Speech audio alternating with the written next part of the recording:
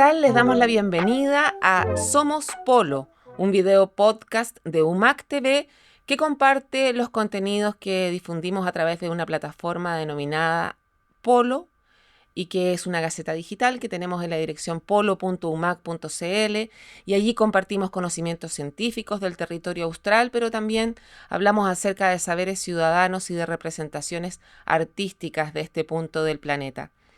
Una de las cosas que nos preguntamos en Gaceta Polo hace algún tiempo fue cómo se percibe en Magallanes el cambio climático y los eventos extremos de temperaturas tanto altas como bajas, el aumento de las precipitaciones y el incremento en la velocidad del viento son algunas de las evidencias que permitieron responder esta pregunta. ¿A quién se la hicimos? A Nicolás Butorovich Alvarado, licenciado en Ciencias Biológicas y climatólogo de la Universidad de Magallanes, a cargo de la estación Jorge Schite del Instituto de la Patagonia.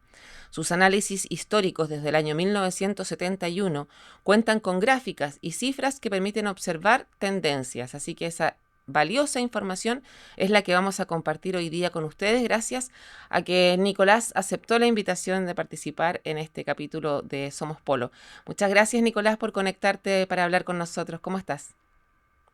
Hola, buenas tardes, Paula. Sí, acá estamos ya a mediados de enero, así que en verano, entre comillas. Entre comillas. Nico, ¿cuáles eran las expectativas que había respecto del clima que íbamos a tener durante 2025 en 2024? Mira, las expectativas eran bien pesimistas. Tuvimos un 2024, un invierno muy duro, especialmente en junio, que empezó con bajas temperaturas y empezó nevando, ¿ya? Y tuvimos casi 30 centímetros en junio, que perduró hasta casi julio por las bajas temperaturas que sucedieron después de la nieve. No sucedía algo así desde el invierno del 2002, es decir, estamos hablando 24, 22, 22 años atrás, Ya. ¿ya? Entonces, tuvimos varios récords de la temperatura promedio más baja en la ciudad de Punta Arenas histórica, con un junio con menos 0,7, y el récord histórico en Punta Arenas de la temperatura mínima extrema, es decir, un dato puntual, menos 12,9, ¿ya? Eso fue casi a fines de junio. Entonces, llegó ya el otoño del 2025 y más o menos las autoridades, especialmente la municipalidad, se prepararon con mucho esfuerzo. Creo que se compró un camión extra de sal, Sí. sal acumulada, previendo que podía ser el invierno igual como el 2024, pero bueno, yo digo la palabra lamentable, no fue así. Es decir, tuvimos un invierno muy benigno, con aumento de las temperaturas en junio, julio y agosto, y lamentablemente digo, la mayoría de las personas le gusta la nieve. Tuvimos la precipitación de nieve más escasa desde el año 2006, ¿ya? Es decir, 19 años que nevó en 4 días, es decir, entre junio, mira, fue mayo, junio y julio la nieve, y alcanzó 8,2 centímetros, es decir, la nada misma, Mm. ¿ya? Entonces, para algunas personas fue un invierno decepcionante. No hubo casi nada de escarcha.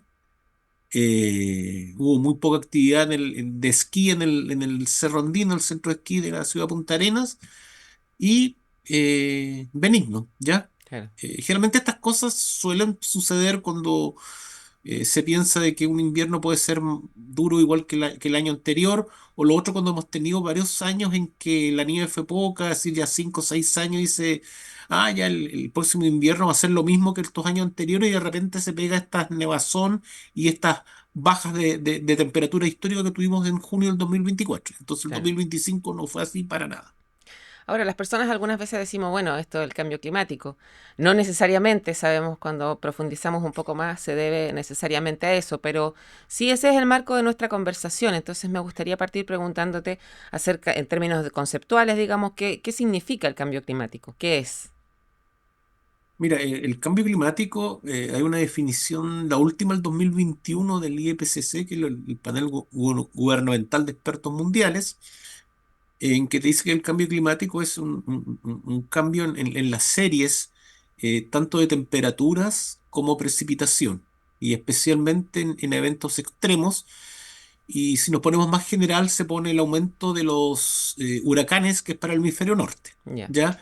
Eh, a partir del año 2005 se hablaba solamente del calentamiento global, ya que Mm. implicaba el aumento de la temperatura del aire en todo el planeta y en especial en el hemisferio norte, pero después ya yo diría del 2015 para adelante se empieza a introducir ya el aumento de estos eventos extremos de precipitación, olas de frío y las olas de calor, ¿ya? Que es la forma como se expresa el cambio climático en el planeta. Ya, Y nosotros como Patagonia, lo principal que tenemos es el aumento del evento extremo de precipitación, ¿ya? ya, A partir del año 2012 hasta el 2025 son 13 años, hemos tenido como 5 o 6 eventos de aumento de las precipitaciones, hemos tenido como 3 eventos fríos y 2 de calor, ¿ya? Cosa que del 2012 para atrás, con los datos que tenemos de Jorge Chite, se veía casi nada, es decir, muy poco. Eventos extremos de precipitación, tuvimos cuando fue el aluvión de 1990 en mayo, mm, y después otro de precipitación en enero del año 1998. Y de ahí saltamos al 2012 con este nuevo evento extremo que significó otro aluvión. Y el 2012 un cuasi aluvión en diciembre del 2012, es decir, en un año, en menos de 9 meses, casi se salió el río de nuevo. Entonces esto ha ido aumentando, como te digo, en los últimos 13 años de manera considerable, y ahí es donde se refleja este cambio climático. Eh, entremos un poco más en detalle entonces respecto de esas variables que permiten apreciar el cambio climático en Magallanes. ¿Tú tenías algunas láminas que querías compartir? A ver, vamos a compartir aquí. Chévere.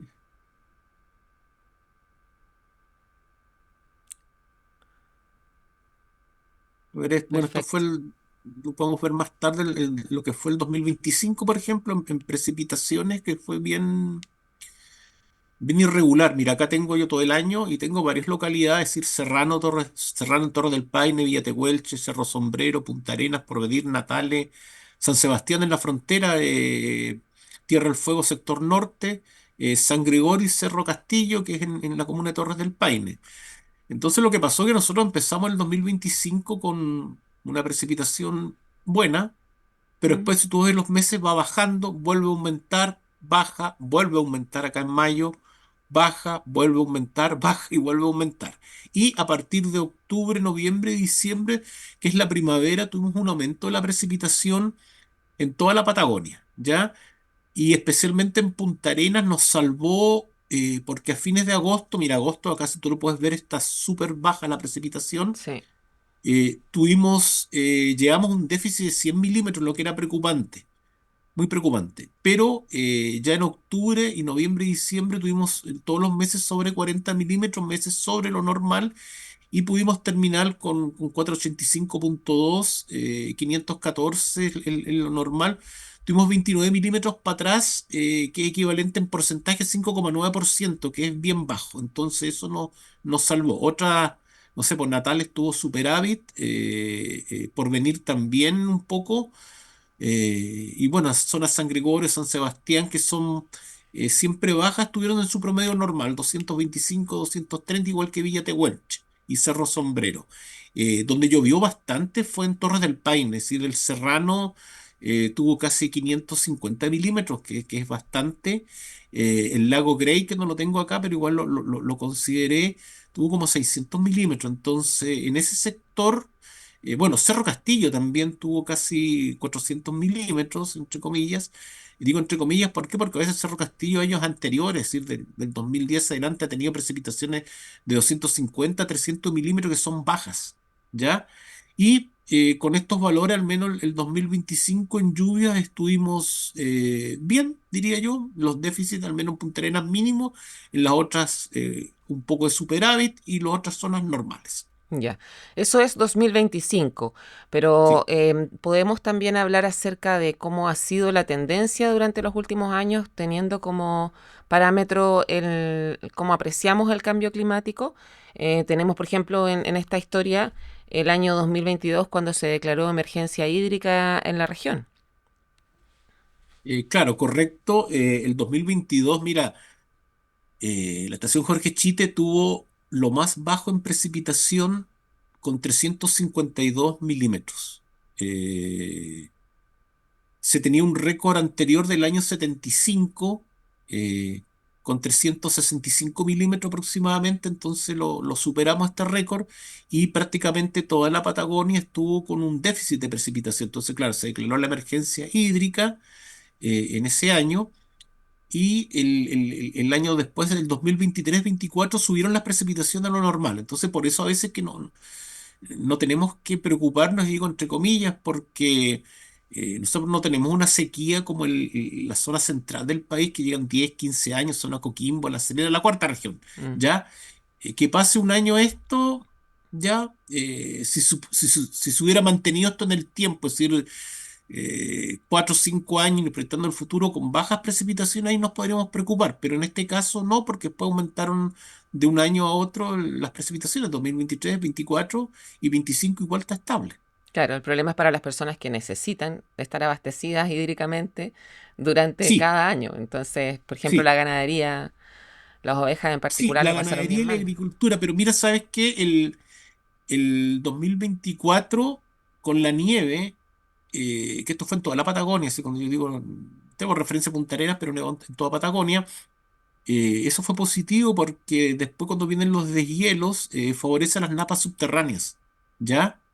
Que vuelven incrementados sus niveles de agua Mm. y los campos están bien. Y ahora lo que pasó, me decían muchos ganaderos positivo porque eh, mira, la primavera en sí es seca en la región, pero ahora tuvimos todos los promedios sobre lo normal, entonces una primavera lluviosa con harto crecimiento de pasto y eso favorece a la ganadería. Mira, a veces la ganadería no es, chuta, oye, tuvimos un otoño muy lluvioso, un invierno igual lluvioso, pero si después la primavera no está con lluvias, el rango normal, es negativo. Pero ahora, por ejemplo, tuvimos una muy buena precipitación octubre, noviembre, diciembre, ¿ya? Ya. Igual, bueno, ahí lo podemos conversar más adelante, igual que el aumento del viento. Eso también te iba a preguntar, pero en el fondo, para cerrar este tema de las precipitaciones, ¿podemos decir que la tendencia es a que vaya aumentando las precipitaciones en Magallanes y que este Sí, tipo sí, de las hitos... precipitaciones, mira, Paula, eh, empezaron a aumentar a partir del año 2000, ¿ya? La tendencia, eso lo tengo en varias exposiciones que he hecho. Tú antes, por ejemplo, no sé, por el año 98, 99, ya estar más cerca del 2000, te decía, oye, Punta Arenas, ¿en qué promedio está? Bueno, Mm. con todos los datos de la estación Jorge Chite estaba en 432 y ahora estamos en 514, es decir, aumentó casi entre 85 y 90 milímetros.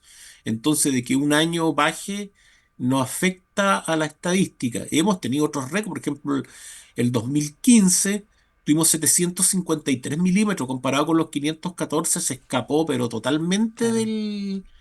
de la media, es decir, uno de los valores el segundo más lluvioso en toda la historia de Magallanes. Mira, nosotros tenemos un promedio, es decir, cuando estuvieron los salesianos en el año 50, la estación que está detrás del San José, perdón, detrás de la catedral, que ahora es San José, se trasladó después, La donde del está padre Fide Petec. 12, claro, pero ahora en ese tiempo estaba ahí detrás de la catedral donde está Fide 12 de una estación, y el récord para Punta Arenas es 829 milímetros de precipitación en el año 1950. Ya, Y después viene este 753 que te nombré ahora, el 2015.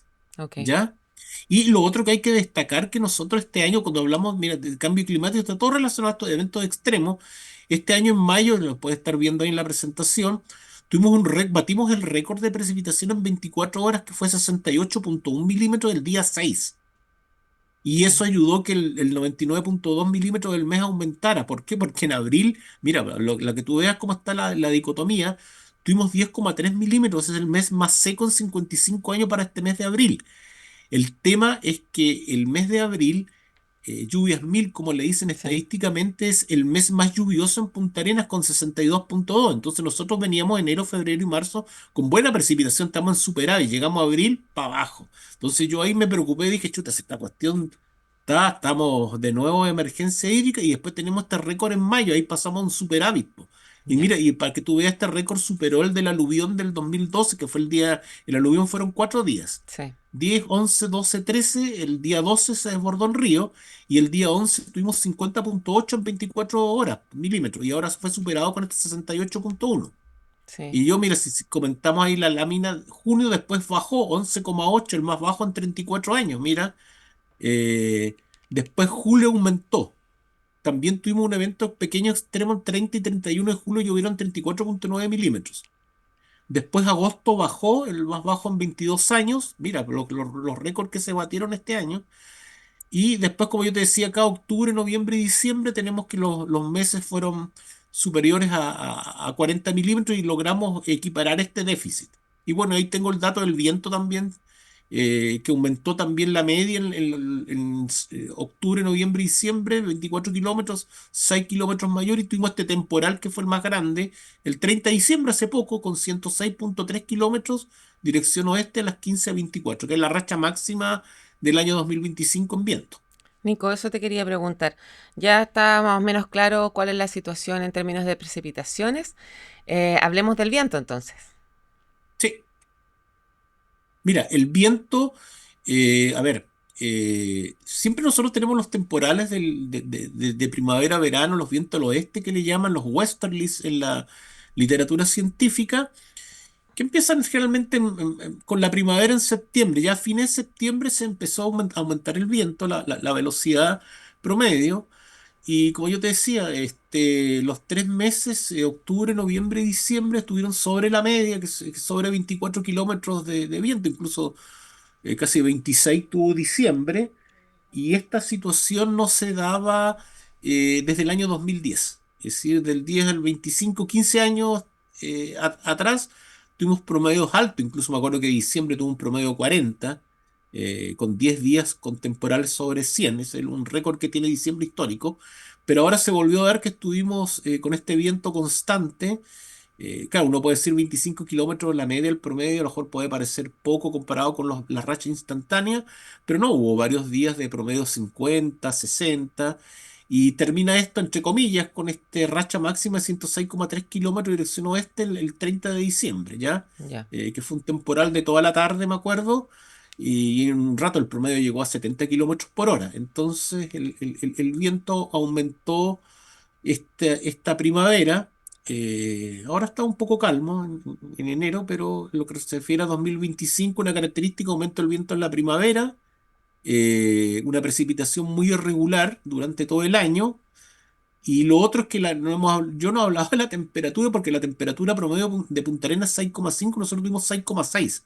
Subió una décima, que es poco, pero ese aumento se debió especialmente junio, julio y agosto, que tuvieron promedio incluso superior a 1 grado, y que fue en el fondo la característica principal, un invierno benigno, como yo llamo, porque igual hubo temperaturas bajo cero. Sí, mira, para que tú veas, del 2024 en el menos 12,9, la temperatura mínima en junio ahora llegó a menos 6,4 solamente, ¿ya? Nico, Eso fue tienes, lo mínimo del 2025, que es bien ya. poco, bien, a ver, bien poco en términos del dato en sí, que una temperatura alta para invierno, entre comillas. ¿Tienes alguna lámina que hable del viento? No, no, esa no. Ah, ya. ¿Puedes dejar de compartir entonces? Porque quería preguntarte por el balance que harías entonces, así como podemos decir en precipitaciones. Vemos que la tendencia es que va aumentando. ¿Qué podemos decir respecto del viento entonces? Mira, el viento, claro, que tuvimos un promedio del 2025 mayor en la estación de primavera, y que no lo veíamos, como yo te decía, del 2010. Es decir, 15 años después, tenemos una primavera bien ventosa, ¿ya?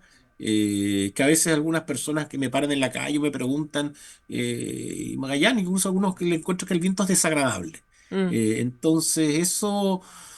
Claro, eso es verdad. Entonces ahora, claro, es así el tema del clima, del viento. Los temporales igual duraron entre 8 y 10 horas, ¿ya? ya. Eh, ¿Y eso Cuando digo cómo es temporal, respecto de del pasado? ¿cómo? ¿Y eso respecto del pasado cómo es? Es más intenso. Ya, Sí, mira, es que los temporales, el viento igual, claro, tú puedes ver que hubo 3 meses de viento de mayor intensidad y de mayor escala temporal. del tema viento. Como digo, no se veía eso en el 2010. Hemos tenido otros años anteriores en que de repente solamente ya hay un caso, el mes de noviembre es ventoso. ¿Ya? Pero Sí. tenemos octubre con bajas promedios, algún pic de 70 por ahí un día, diciembre pues también es normal, entonces nos habíamos acostumbrado, si uno hablar en forma muy general, ya quizás estos últimos 10 años, que de la primavera y el verano realmente eran 1 o 2 meses los ventosos, y ahora ya tuvimos 3 meses en primavera. Mm, Ahora tenemos que ver cómo termina el mes de enero y después obviamente febrero, ¿ya? Pero sí, ya. hubo un aumento en la primavera en la característica principal de la velocidad media del viento. Y bueno, este pic de 106 kilómetros. Y también otra cosa anómalo que pasó. Mira, el mes de mayo fue anómalo porque, viste, tuvimos el récord de precipitación. Sí. Y tuvimos también un temporal de viento, como el 15 de mayo, si no me equivoco, que duró como unas 3 horas que también llegó a kilómetros por hora. Me acuerdo. ¿A cuánto, perdón? Perdimos ¿Ya? la... Perdimos por un momento el audio. Si puedes repetir a cuánto llegó. No, temporal igual madrugada, entre las 6 y las 9 de la mañana, con 99 kilómetros por hora. Eso, 99 ya. si bien es viento, obviamente estamos acostumbrados al viento, pero es anómalo para un mes de mayo, que es otoño, ¿ya? Claro.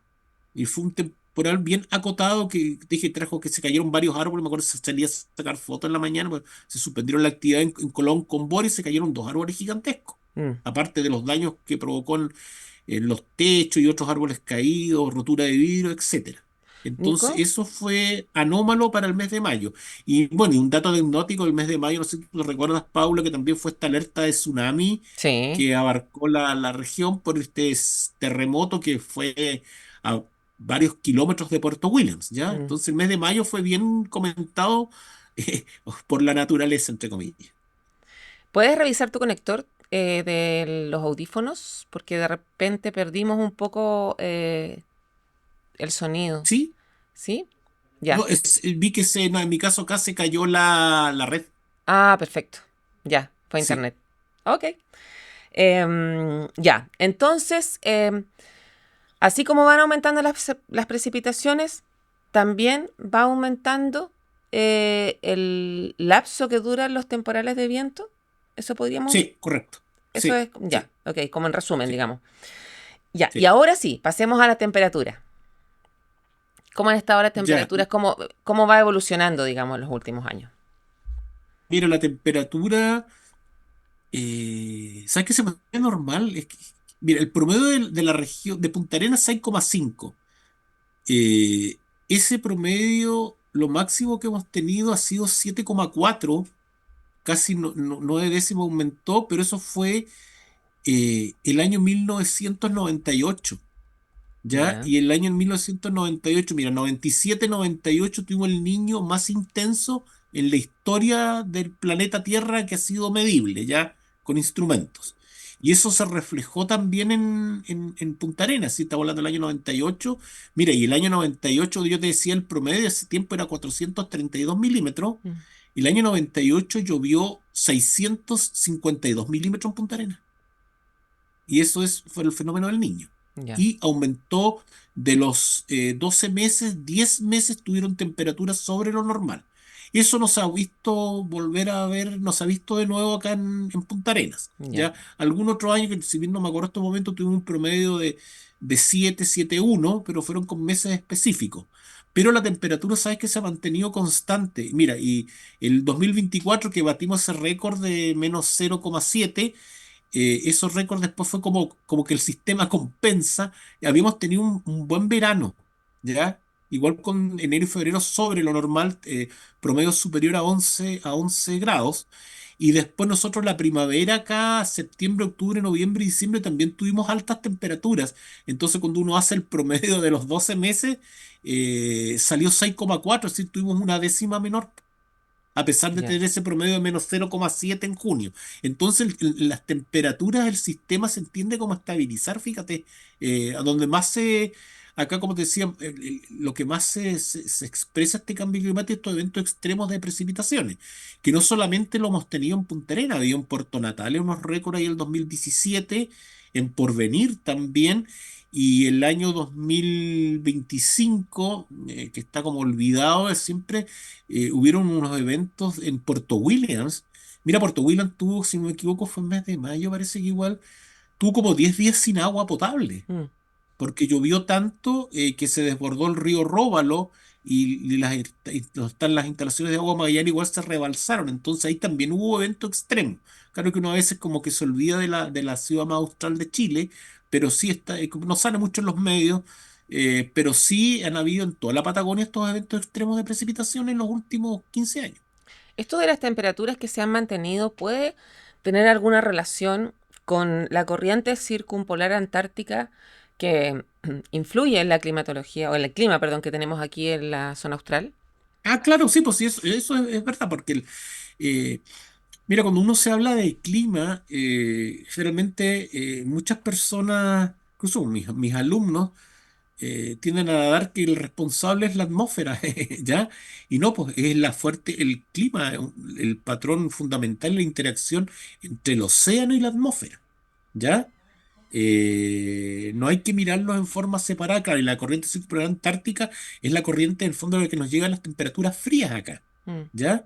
Entonces tiene que equilibrar el sistema. Ahora, si nosotros no tuviéramos esta corriente, o lo otro también, la influencia del continente antártico, que es durante todo el año el sistema de bajas presiones. A ver, una pregunta, ¿por qué nosotros tenemos mucho viento acá, ya en Patagonia, ¿Ya? y especialmente en primavera y verano? Es porque se interactúa, baja el anticiclón del Pacífico, que son masas de aire subtropical cálido, y el aire cálido se desplaza mucho más rápido que el aire frío. Entonces, choca con estas masas de aire frío que vienen del continente antártico, la península antártica, el mar de Drake, en esta latitud media, latitud 53 famosa, y esa interacción es que trae el viento, ¿ya? Ya. Estas diferencias de temperatura, diferencia de presión, eso. Ahora, nosotros si no tuviéramos la Antártica, no tuviera la corriente circumpolar, ya tenemos hasta yo diría un clima mediterráneo, ¿ya?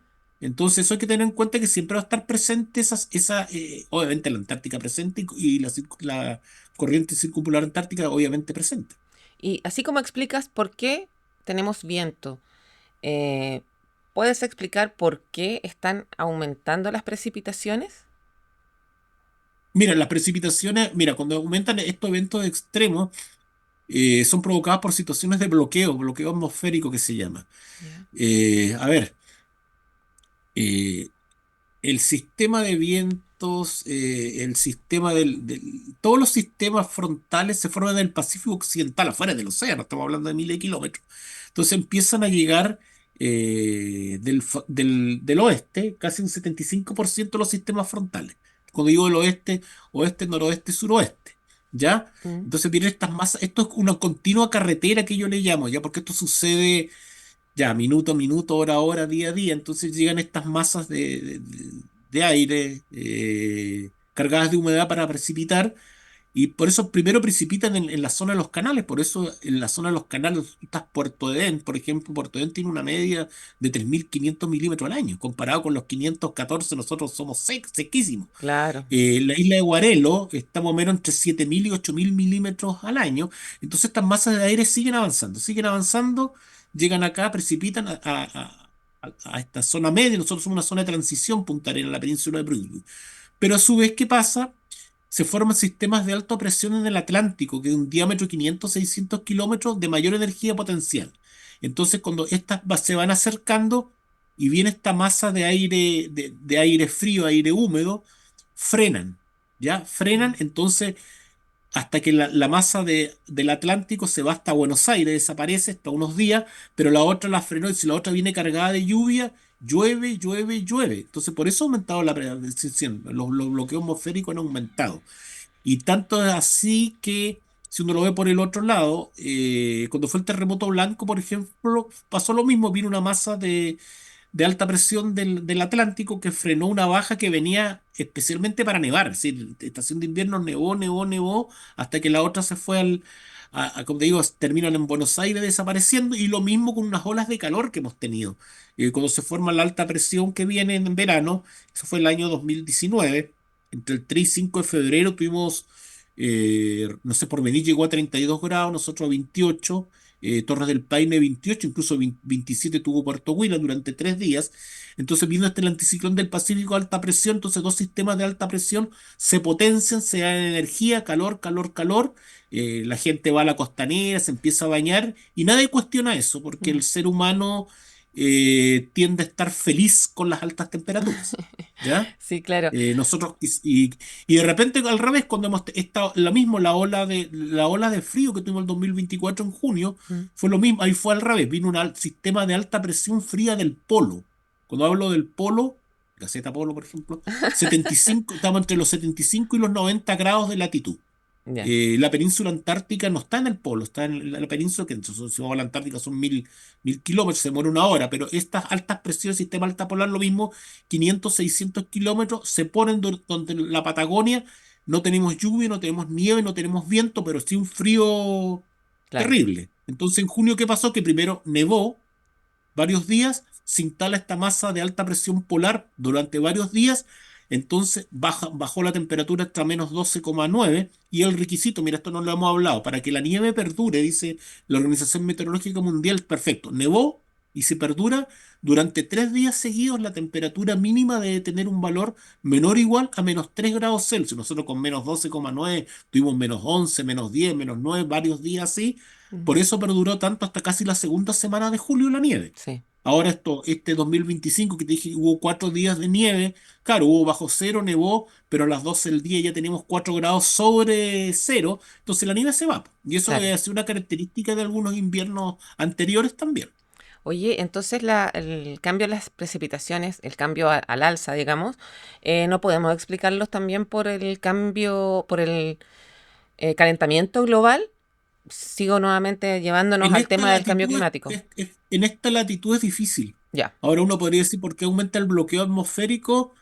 Podría ser que alguien, sí, porque está aumentando la temperatura, pero eso sabes que es complicado probarlo. ya. Eh, sí, porque la atmósfera, si tú, yo estoy mirando hacia arriba ahora, la atmósfera es gigante, es decir, Mm, nos cubre todo, no sé, pues es complicado este tema. mm, ¿Eh? Otro dice, no, esa es que de repente, ¿por qué llueve más acá y en el aeropuerto que está a 23 kilómetros llueve menos? Justo pasó la nube por acá, por mm, ejemplo. claro. ¿Ya? Entonces hay varias cosas que hay que estudiar en la futura y todavía algunas cosas no están las herramientas para entenderlas. Y hablando de Cuando hago eso, la herramienta es tecnología. ya, ok. Mm. Bueno, ya para ir finalizando, dijiste que el 2024 se esperaba algo que el 2025 no ocurrió.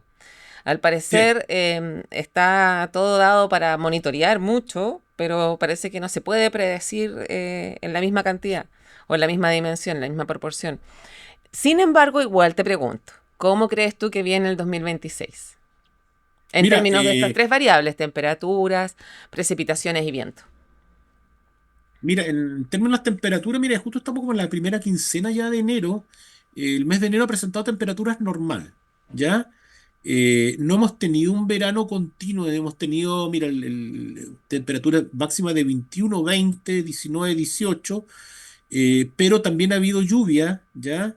Y viento. Entonces, a lo más hemos tenido 3 días de buen tiempo. Yo digo buen tiempo, que temperaturas agradables y que no hay lluvia ni viento, Mm, pero después viene la lluvia, viene el viento, etcétera. Es una característica que obviamente uno ya está, al menos yo estoy acostumbrado ya. Entonces, cuando llega, en estos momentos estamos medio grado sobre lo normal en la temperatura media, ya. ¿ya? Estamos con una precipitación normal, va a seguir lloviendo estos días, por ejemplo. Posiblemente a lo mejor el mes de febrero sea más positivo, ¿ya? Y lo otro, si tú me dices qué va a pasar, no sé, en otoño o invierno, no te lo puedo decir, pero en términos generales, circulación general de la atmósfera, todavía estamos en el niño neutral, ¿ya? ¿Qué El significa fenómeno eso? niño neutral es que la temperatura, es decir, la desviación, no es ni niña ni niño. Cuando es niño aumentan las temperaturas, Mm, hay mayor evaporación, hay mayor lluvia. Cuando hay niña, la niña que pasó fue una niña muy débil. Bajan las temperaturas superficiales del agua, hay menor evaporación, menos lluvia y también la temperatura del aire tiende a bajar. Se prevé que recién entre junio del 2026 se pueda dar el fenómeno del niño, pero eso nosotros al menos en Patagonia lo hemos desfasado y como Ya, 2, 3 meses respecto al hemisferio norte, ok, ¿ya? Entonces podría darse, caso hipotético, que el otoño sea normal, el invierno igual, pero capaz que la primavera del 2026 y tirando para noviembre, diciembre más, sea más lluviosa, ya. ¿ya? Y las temperaturas mira, ahora las temperaturas, como digo, el sistema pone normal, es decir, capaz que marzo sea más cálido de repente, después abril baje, etcétera. Pero lo que sí ahora con lo que pasó con las precipitaciones del 2025, porque bueno, lo normal en toda la Patagonia es que tengamos un otoño lluvioso. El otoño es lluvioso, el invierno no es tan lluvioso, ¿ya? Mm. Y acá fue al revés, pues sí tuvimos el otoño fue normal, entre comillas, gracias a mayo, pero el invierno fue, uno podría decirlo, seco, pero después la primavera se nos disparó ¿cómo se llama? El 2025, en las precipitaciones. Y eso hay que ir monitoreando ahora mes a mes, fíjate, si esa es la característica principal ahora, ¿ya? Antes uno podría hablar, hoy estos 3 meses vienen lluvia. Claro. Ya no, eso olvídate. Entonces, y lo mismo en temperatura, podríamos tener a lo mejor temperaturas altas en febrero, después bajar en marzo, subir en abril, que también se ha dado años anteriores, y esto Mm. es bien relativo.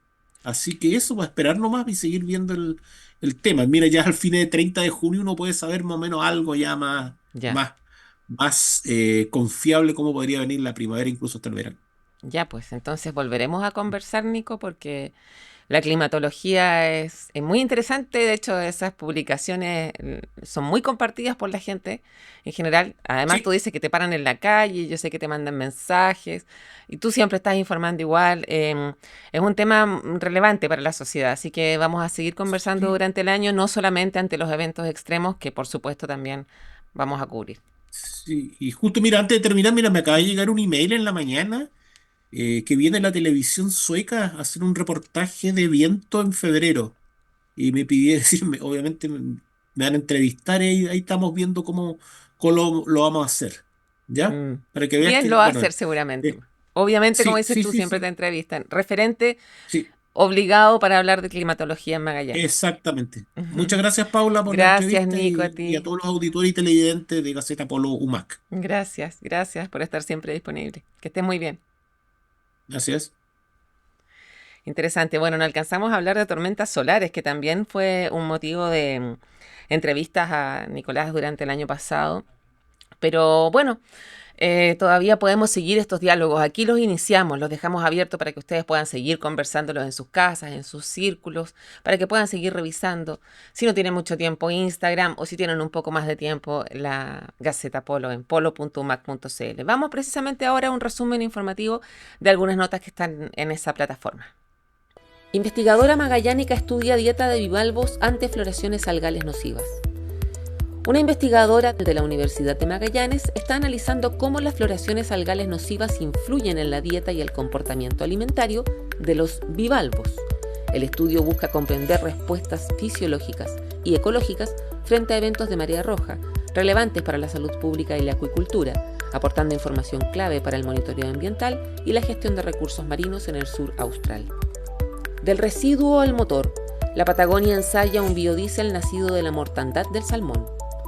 La Universidad de Magallanes y el Centro de Investigación CIEP de Aysén se vincularon en torno a un proyecto multisectorial e interregional que busca valorizar el aceite proveniente de la industria salmonera para producir un combustible alternativo en la región austral. La iniciativa de 28 meses de investigación aplicada culminó con el desarrollo de pruebas técnicas a escala piloto en Punta Arenas. La doble batalla de las madres magallánicas contra capacitismo y aislamiento geográfico.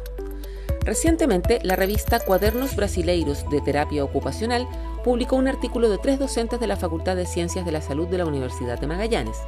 El relato expone cómo el capacitismo y el aislamiento geográfico de la región restringen la autonomía de las mujeres con discapacidad en los sistemas de justicia y de salud.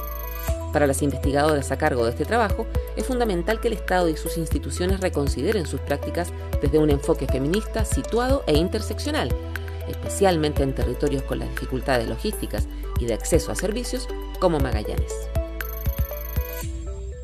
Bien, recuerden que estas y otras noticias pueden verlas en polo.umac.cl para informarnos más acerca del lugar en donde estamos habitando. Hay muchas personas que se dedican a investigarlo, a representarlo, a tratar de entenderlo. Y siempre es bueno poder tener más información, siempre es cierto, acerca de dónde estamos parados y paradas. A continuación, les dejo invitados para que veamos un reportaje del periodista Gastón Peralta de UMAC TV, que se refiere a una expedición que se hizo al glaciar Schiaparelli y habla también acerca de la fama del Monte Sarmiento. Ese Monte Sarmiento que las personas que habitamos esta zona decimos que cuando se ve, cambia el clima. Si está bueno, se va a poner malo, si está malo, viceversa. Entonces, les invito a ver estos contenidos que son parte de lo que hacemos aquí en la Dirección de Comunicaciones de la Universidad de Magallanes. Difundir lo que sabemos para compartirlo y para que todas las personas podamos saberlo. Nos encontramos en una próxima oportunidad y muchas gracias por acompañarnos.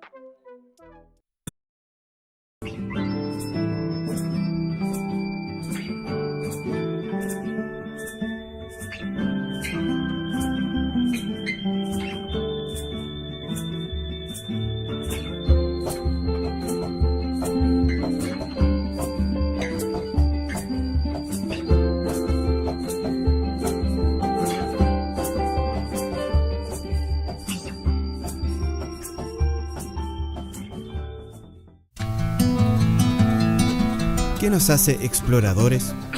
¿Por qué hacerlo en un mundo donde todo parece descubierto y donde pocas cosas nos asombran y sorprenden?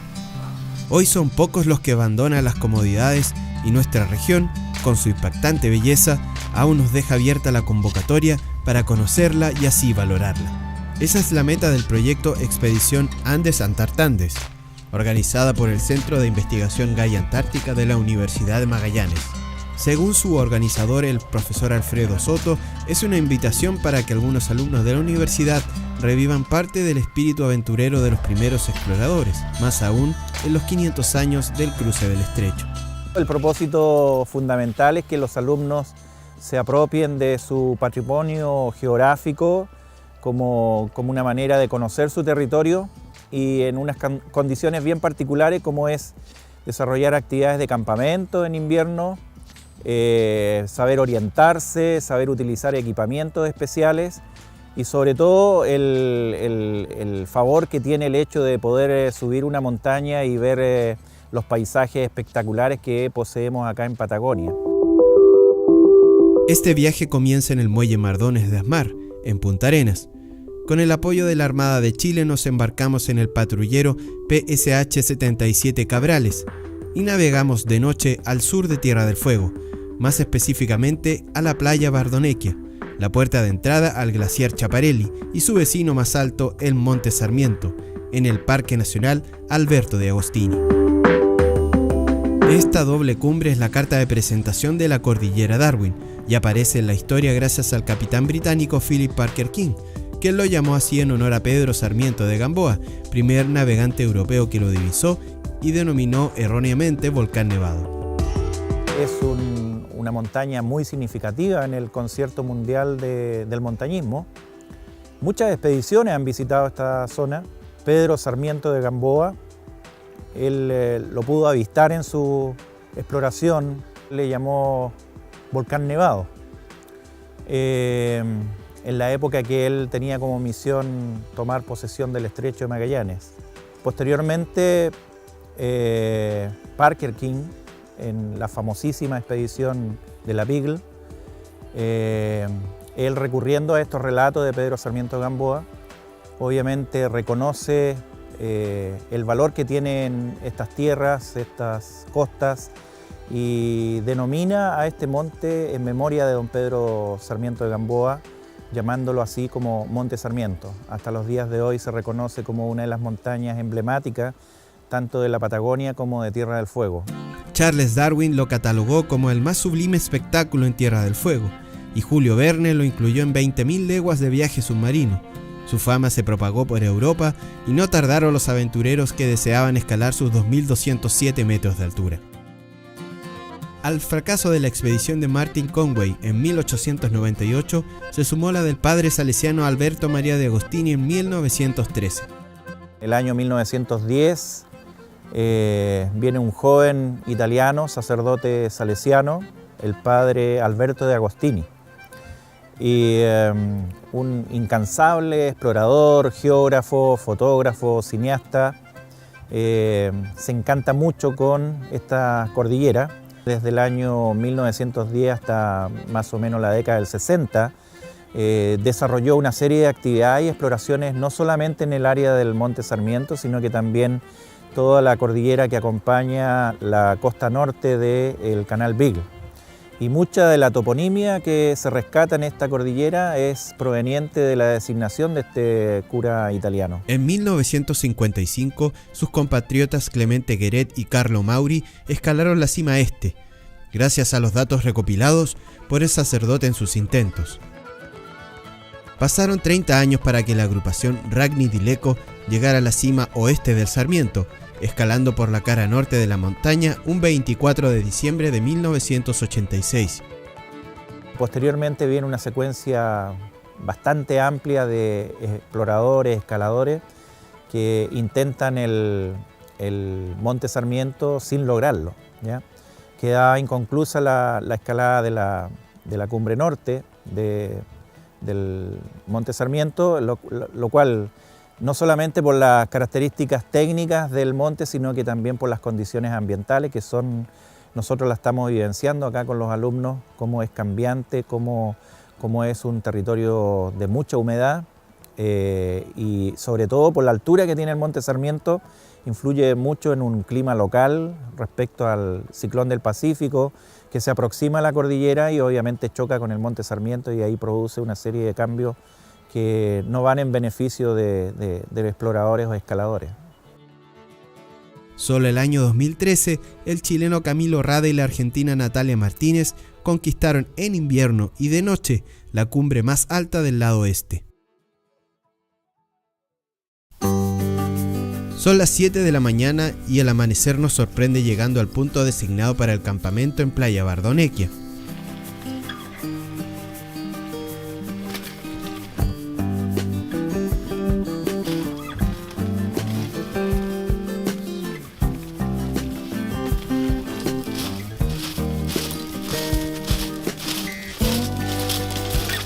Esta noche embarcamos a las 10:30, comenzó el embarque y el zarpe fue a las 11:30 con los marinos que nos trajeron hasta acá a la playa. Llegamos temprano, a las 7:30 de la mañana aproximadamente hicimos el desembarco, nos trajeron hasta la playa. Desembarcamos, llegamos en bote Zodiac y a descargar las cosas y armar campamento. Al llegar al campamento, armar, hicimos una revisión del lugar.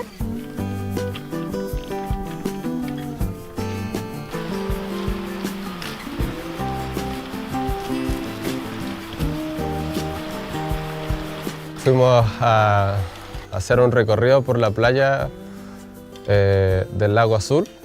Tuvimos que cruzar el río que sale desde el Lago Azul, que está a los pies del glaciar Schiaparelli. Caminamos hacia la costa, comenzamos a ver ahí el paisaje. Aparece el sol entre las montañas y el hielo milenario, mientras el Monte Sarmiento se despeja en lo alto. El glaciar Schiaparelli es un punto tradicional de monitoreo del cambio climático.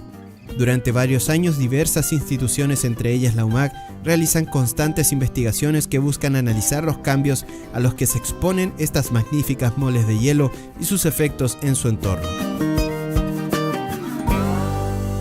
Regresando al campamento, nos sorprende la gran cantidad de desechos plásticos en la playa, la mayoría proveniente de las salmoneras en las cercanas islas y el constante tránsito de las embarcaciones por el Canal Magdalena.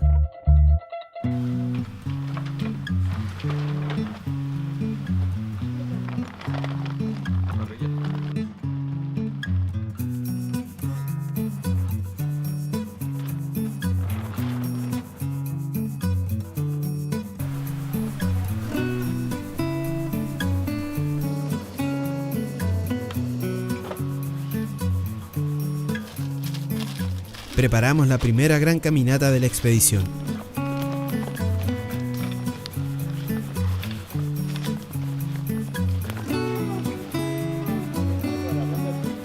Nos abrimos paso en un denso bosque de lengas, canelos y coihues.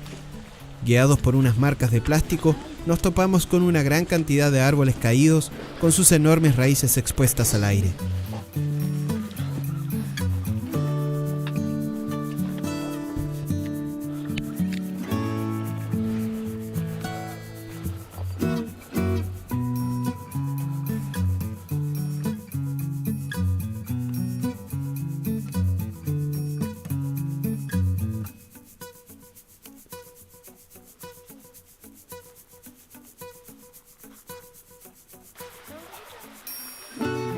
Luego de 5 horas de caminata, llegamos al punto donde guardaremos los equipos. La idea es alivianar las mochilas para el día siguiente. Bien protegidos, los escondemos en los árboles para evitar la humedad.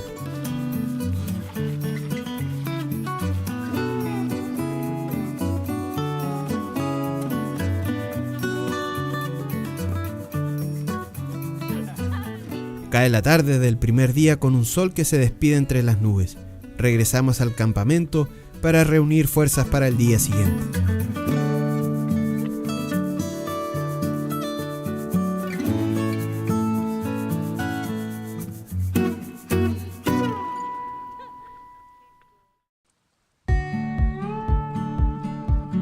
Es el día 2. Nuestra meta es caminar sobre el glaciar Schiaparelli y desde ahí divisar la estación de monitoreo que se instaló en el lugar hace algunos años, con el fin de verificar el estado de la gran mole de hielo que rodea el Monte Sarmiento.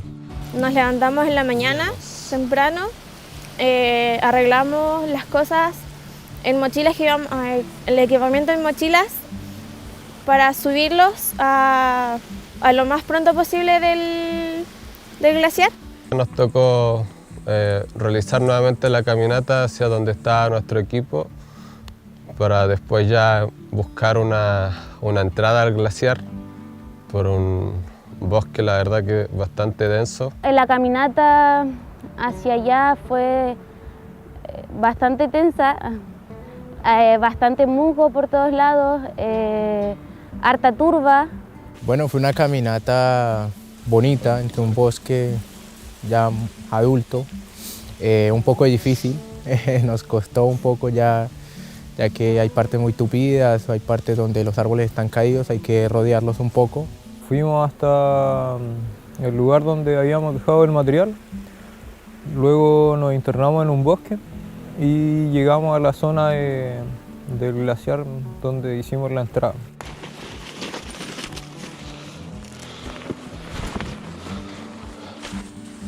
Pero allá abajo. Tanto esfuerzo valió la pena, y ante nosotros estaba la inmensidad del hielo glaciar, una extraña mezcla entre fragilidad y fuerza que se posa sobre las rocas y las pulveriza hasta transformarlas en limo de un característico color plomo.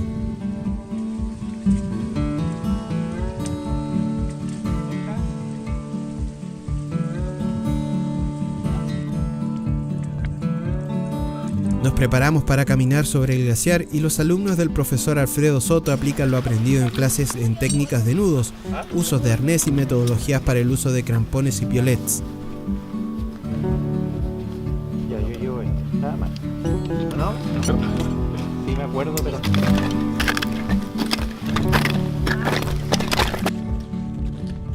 Comenzamos a avanzar sobre el hielo, y lo irregular de las formas nos obliga a vigilar cada paso.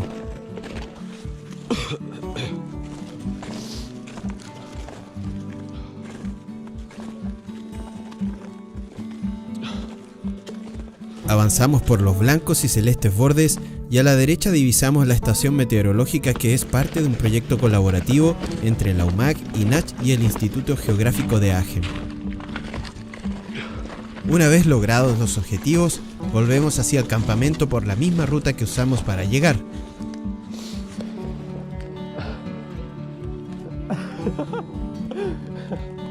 Pese a nuestro buen ritmo, nos alcanzó la noche en el bosque. Sin embargo, regresamos sin novedad.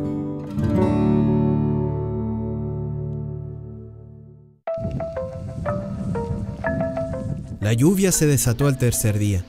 El mal clima nos obligó a cancelar las actividades planificadas para preservar la seguridad. Sin embargo, recibimos una inusual visita.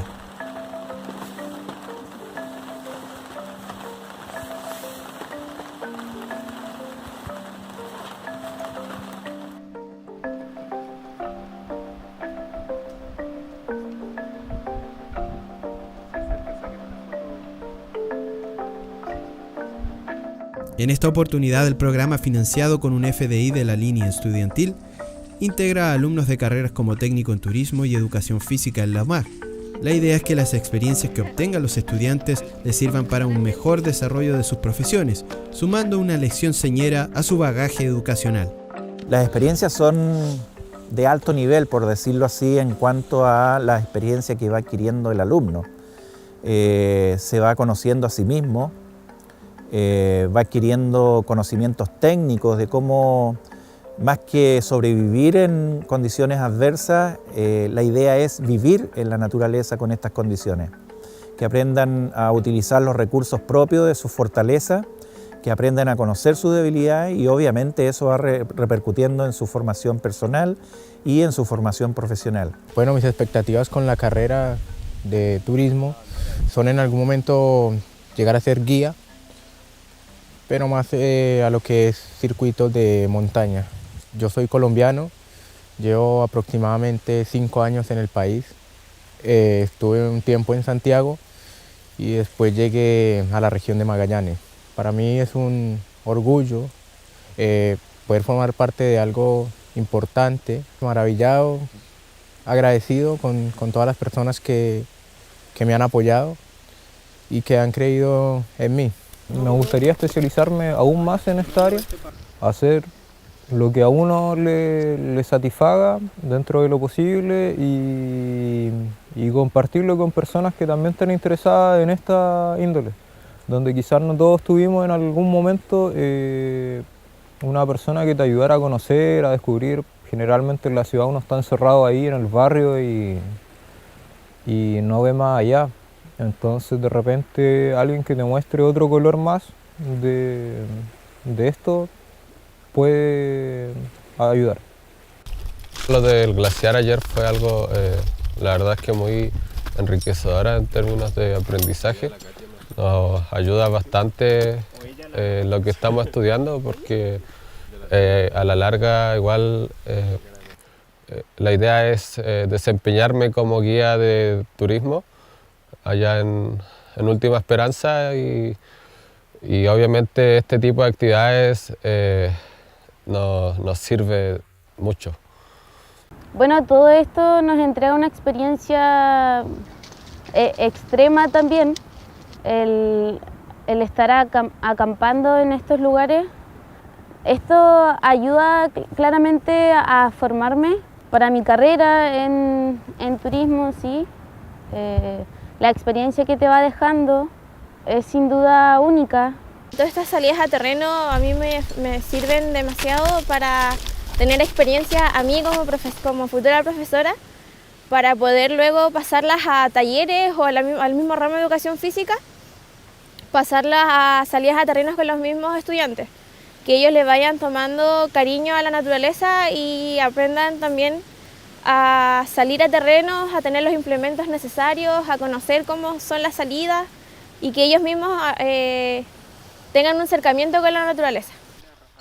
En el mundo existe un síndrome que es el desarrollo de los niños sin naturaleza. Es una alerta que debemos estar presentes y sobre todo los educadores tienen la responsabilidad de permitir esta apertura al resto de los niños o los educandos que puedan gustar y fortalecerse con estas actividades. Son las 8 de la mañana del cuarto día y nos preparamos para dejar el sur de Tierra del Fuego y regresar a Punta Arenas con la satisfacción de transformarnos en exploradores.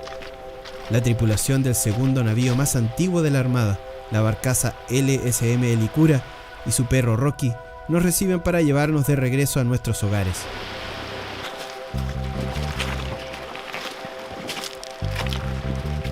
Le gusta ladrar cuando llegamos, pero nada más, no hace nada. Pero si se acercan y se ponen medio mañosos, no le hagan nada mejor. Y siguen ahí de largo. Si en el día está todo dando vueltas en los pasillos, se queda ahí pero no hace nada. Se llama Rocky. Rocky.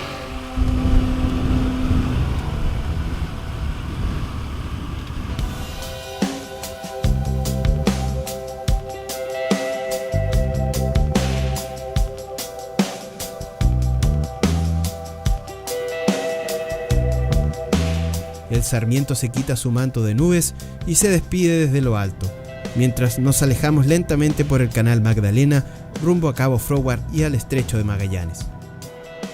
Un viaje que nos ayudó a descubrir y a sentirnos parte de la majestuosidad de nuestra inigualable región subantártica.